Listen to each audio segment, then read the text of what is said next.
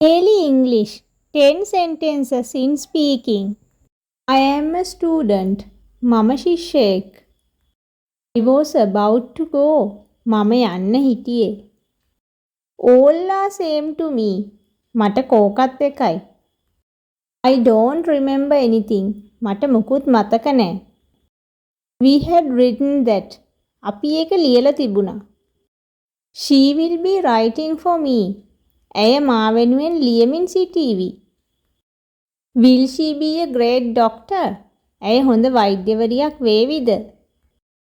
Unless you work hard, you will not pass the exam.